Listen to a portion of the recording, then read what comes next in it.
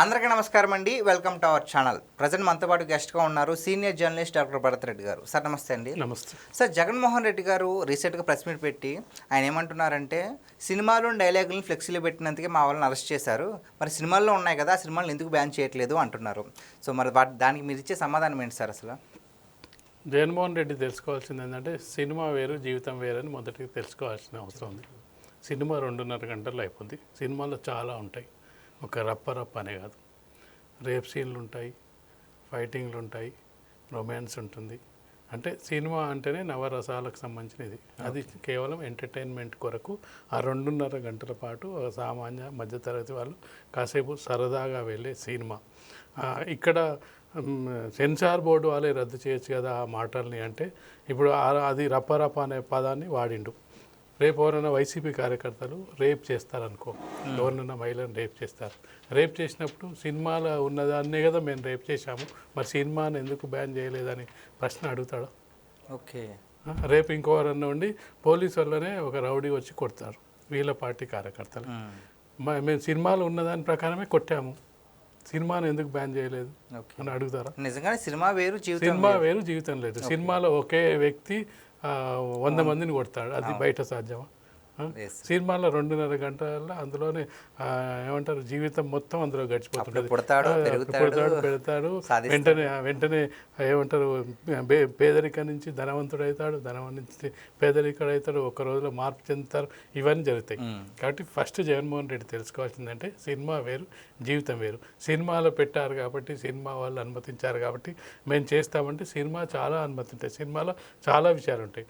వాళ్ళు ఏంటంటే భావోద్వేగాల కోసం, సినిమాలో సెంటిమెంట్ పండించడం కోసం కొన్ని సన్నివేశాలు క్రియేట్ చేస్తారు. అప్పటికి సెన్సార్ బోర్డు కొన్ని ఆపుతుంటుంది. కానీ కొంత రెగ్యులర్గా అయిన సందర్భంగా హీరో విలన్ ఉంటాడు, విలన్ ఉంటేనే హీరోకు ప్రాధాన్యత ఉంటుంది. కాబట్టి ఆ సన్నివేశాలు అక్కడ రక్తి కడతాయి. అంతవరకు సినిమానుగా మాత్రమే చూడాలి. దానికి మించి జీవితంలో తీసుకొచ్చి సినిమా వాళ్ళలాగా నేను ఏదంటే అది చేస్తా, సినిమాలో మరి కేసులు ఉండవు, పోలీసులు ఉండరు, పోలీసులను కొట్టినా కానీ కేసులు ఉండవు. ఒక రౌడీ హీరోగా ఉంటాడు, ఇక్కడ ఒక రౌడీ హీరోగా ఉంటాడు. అక్కడ జడ్జిలను, పోలీసులను, ప్రభుత్వ అధికారులను నిందిస్తుంటారు, విమర్శిస్తుంటారు. బయట సాధ్యమా? ఒక ప్రభుత్వ అధికారిపై చేసుకుంటారు, ఒక ఎస్ఐనే నిలదీస్తుంటారు, కొడుతుంటారు. ఈ బయట సాధ్యం? అది ఇవన్నీ సాధ్యం కాని పనులు కదా. ఒకవేళ రేపు పోలీస్ స్టేషన్కి వెళ్ళి వైసీపీ కార్యకర్తలు ఒక పోలీస్ అధికారిని కొట్టేసి సినిమాలు ఉంది కదా అందుకే మేము కొట్టామంటే దానికి ఎవరు సమాధానం? కాబట్టి ముఖ్యంగా ఇవన్నీ మనం ఎగ్జాంపుల్స్ ఎందుకు చెప్తున్నామంటే సినిమా వేరు జీవితం వేరు. సినిమా ప్రపంచాన్ని జీవితంతో పోల్చుకోకూడదు. ఇక్కడ చట్టం, న్యాయం, ధర్మం, రాజ్యాంగం ఇవన్నీ ఇమిడి ఉంటాయి. రాజ్యాంగం ప్రకారమే మనం నడుచుకోవాలి, చట్టం ప్రకారం ముందుకెళ్ళాలి, న్యాయం ప్రకారం శిక్ష విధిస్తే ఆ శిక్షను అనుభవించాల్సి ఉంటుంది. దానికి సంబంధించి కోర్టులకు వెళ్ళే అవకాశం ఉంటుంది, ఫెసిలిటీ ఉంటుంది. కాబట్టి ముఖ్యంగా వైసీపీ తెలుసుకోవాల్సింది ఏంటంటే, జగన్మోహన్ రెడ్డి తెలుసుకోవాల్సిందంటే ఆ విధంగా కార్యకర్తలు రెచ్చిపోతున్నప్పుడు తనే ఆ కార్యకర్తని రెచ్చిపోకుండా ఉంచాల్సిన బాధ్యత ఒక నాయకుడిది. కానీ నాయకుడే అది తప్పు లేదని చెప్పినప్పుడు కార్యకర్తలు ఏ విధంగా ఉంటారు? మరింత రెచ్చిపోతారు. కానీ దీనివల్ల జగన్మోహన్ రెడ్డి అనుకుంటున్నది సాధిస్తుందేందో అర్థం కాని పరిస్థితి. ఎందుకంటే ఈ విధంగా చేసినట్టయితే నెగిటివ్నే ఎక్కువ అవుతుంది కానీ పాజిటివ్ ఉండే అవకాశం లేదు. రాజకీయాల్లో ఎప్పుడు కూడా హుందాతనాన్ని ప్రజలు హర్షిస్తారు. చాలామంది ఓడిపోయిన నాయకుల్ని మనం గమనిస్తున్నట్టయితే వైసీపీ నాయకులు చాలామంది ఓడిపోయిన నాయకుల్ని మనం గమనిస్తే వాళ్ళంతా ఎక్కడ హుందాతనం లేని వాళ్ళే, బూతులు మాట్లాడిన వాళ్ళు, అసభ్య పదజాలం వాడిన వాళ్ళు చాలామంది కూడా ఓటమి చెందడం జరిగింది. అంటే దాదాపు అందరూ ఓడిపోయారు. ఇందులో ముఖ్యంగా ఇలాంటి పదాలు వాడిన వాళ్ళు చాలామంది కూడా ఓడిపోవడం జరిగింది. కాబట్టి ప్రజలు ఎప్పుడు కూడా నీ ఉందాతనాన్ని అంగీకరిస్తారు, నీ పనిని అంగీకరిస్తారు. నువ్వు చేస్తున్న ప్రజల కోసం ఏ విధంగా పోరాడుతున్నావు, ప్రజల పక్షాన ఏ విధంగా నిలబడుతున్నా అనే దాన్నే వాళ్ళు చూస్తారు. కానీ సినిమా డైలాగులు, సినిమా స్క్రిప్ట్లు, సినిమా ఏ విధంగా ఉంటే ఆ విధంగా అనేది ప్రజలు సినిమా చూసి థియేటర్ అయిపోగానే అక్కడనే టికెట్ చించి పారేసి బయటకు వచ్చి మళ్ళీ వాళ్ళ యాదవిధి వాళ్ళ జీవితం వాళ్ళు కొనసాగిస్తారు. పని చేసుకుంటారు, పని చేస్తారు, ఆఫీసులకు వెళ్ళే వాళ్ళు ఆఫీసులకు వెళ్తారు, డ్యూటీలు చేసుకుని డ్యూటీలు ఆ సినిమాని ఇంటి దాకా తీసుకెళ్ళారు. ఏదైనా మంచి హాస్యభరిత కనుక పాటలు లేకపోతే హాస్యం ఉంటేనో దాన్ని కాసేపు గుర్తు చేసుకుంటారు. పాటలు ఏదో ఫ్రీగా ఉన్నప్పుడు పాటలు వినే ప్రయత్నం, మంచి పాటలు వినే ప్రయత్నం చేస్తారు. కానీ సినిమాలో ఉంది కాబట్టి మేము ఇలా చేస్తాం అన్నది అయితే ఖచ్చితంగా ఇది కూడా సెన్సార్ బోర్డు కిందనే వస్తుంది. నువ్వు రెచ్చగొట్టడం అవుతుంది. ఇప్పుడు న్యాయం ఏం చెప్తుందంటే నువ్వు ఎవరైతే ప్రోత్సహించిన వాళ్ళకు కూడా అదే శిక్ష ఉంటుంది. చేసిన వాడికి ఏం శిక్ష ఉంటుందో ప్రోత్సహించిన వాళ్ళకు కూడా అదే ఉంటుంది. ఇప్పుడు ఇండైరెక్ట్గా జగన్మోహన్ రెడ్డి ప్రోత్సహిస్తున్నట్టే, నువ్వు చేసినా ఏం కాదు అని ప్రోత్సహిస్తున్నట్టే. చెప్పాల్సింది అది తప్పని చెప్పే ప్రయత్నం చేయాలి. ఆ విధంగా చేయొద్దు, మీరు ప్రజల పక్షాన పోరాడని చెప్పాల్సిన ప్రయత్నం చేయాలి. కాకపోతే ఏంటంటే వైసీపీ నాయకులందరూ కూడా జైలు అలవాటైనాయి. జైళ్ళు కొత్త కాదు. గతంలో ఏదైతే పూర్తిగా ప్రభుత్వం అవినీతిలో కూరుకుపోయింది కాబట్టి ఇప్పుడు సినిమానే అంటే సినిమాలాగా ఇప్పుడు ఉండాలని కోరుకుంటున్నట్టున్నారు. కాబట్టి ఖచ్చితంగా కూడా ఇప్పటికైనా ప్రజలు మనకు 11 సీట్లు ఇచ్చారు. ఇప్పటికే మనం కొంచెం సంయమనంతో ఉండాలి, బాధ్యతాయుతంగా ఉండాలి. ఒక పక్క ప్రతిపక్ష నాయకుడు అంటే ఏ విధంగా ఉండాలి, ప్రతిపక్ష నాయకుని హోదా అంటే ఏంది, హోదా లేదు, హోదా ఎందుకు లేదు అని ఆలోచించాలి. నాకు హోదా రాకపోవడానికి కారణం ఏంది, ఒక ముఖ్యమంత్రిగా 5 ఏళ్ళు పనిచేసిన వ్యక్తి ప్రతిపక్ష హోదా కూడా ఇవ్వలేకపోయారు, ప్రజలంటే ఎందుకు ఇవ్వలేకపోయారు అనేది ఆలోచించాల్సిన అవసరం ఉంది.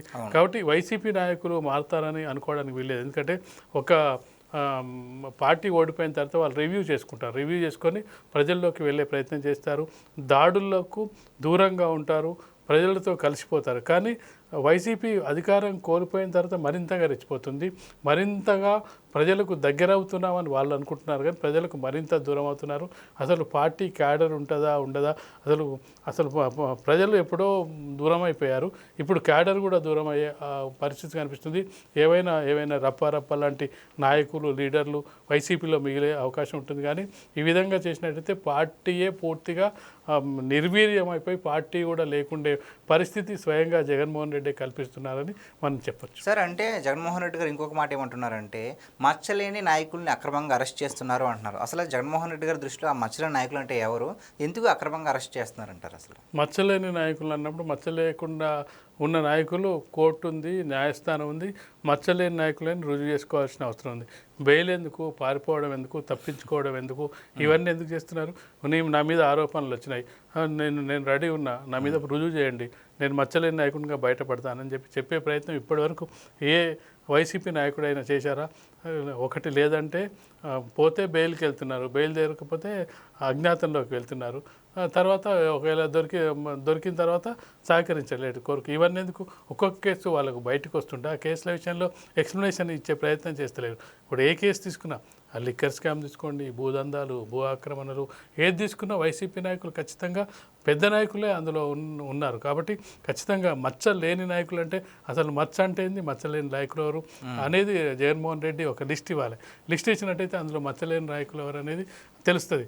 కాబట్టి నీ మచ్చలేని నాయకులుగా ప్రూవ్ చేయాలంటే ఖచ్చితంగా కూడా కోర్టు ద్వారా ప్రూవ్ చేయాలి. ఇప్పుడు నీ మీద ఛార్జ్ షీట్ నమోదు చేశారు, నీ మీద ఆరోపణలు వచ్చాయని తెలిసింది. ఆరోపణలు వచ్చిన సమయంలో ఆరోపణలకు సంబంధించి నువ్వు రుజువు చేసుకోవాల్సిన అవసరం ఉంటుంది. మనం గతంలో ఒక ఎగ్జాంపుల్ తీసుకున్నట్టయితే ఈ గతంలో ఉన్న నాయకులు మనసుకున్నట్టయితే హవాలా కుంభకోణానికి సంబంధించి ఒక కేసు రావడం జరిగింది.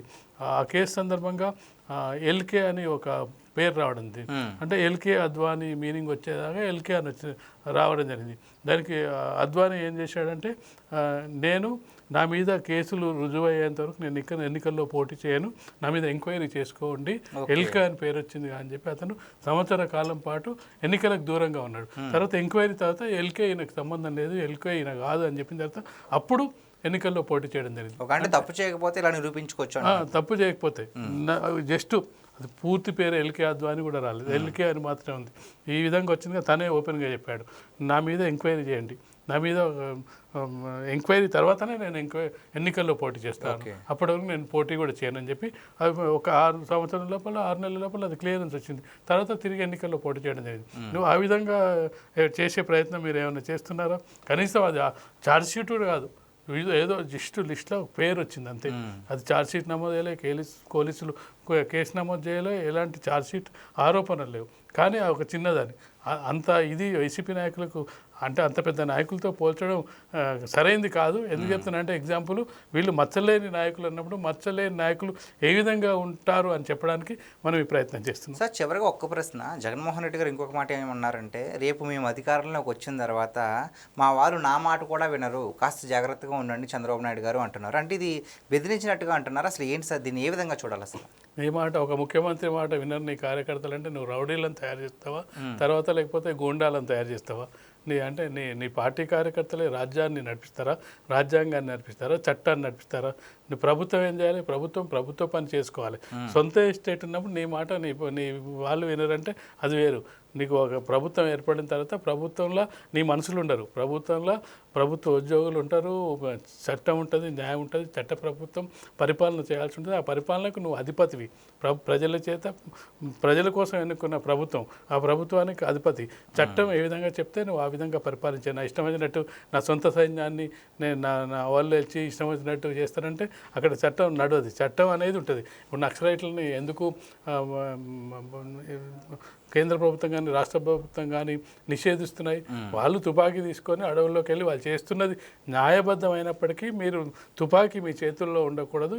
కావాలంటే మీరు వచ్చి ప్రజాస్వామ్యయుతంగా వచ్చి ఎన్నికల్లో పోటీ చేసి గెలవండి అని చెప్పే ఉద్దేశంతో వాళ్ళని ఎన్కౌంటర్లు చేస్తున్నారు.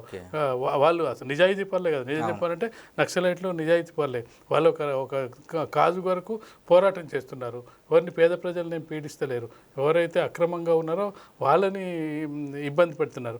అలాంటిది వాళ్ళనే చట్టం ఒప్పుకోవట్లేదు. నీవు తయారు చేసిన సైన్యాన్ని చట్టం ఎట్లా ఒప్పుకుంటుంది?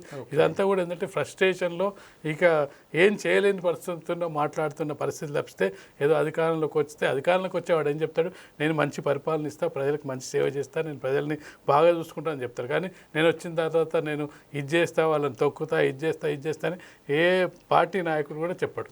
Okay, thank you so much sir.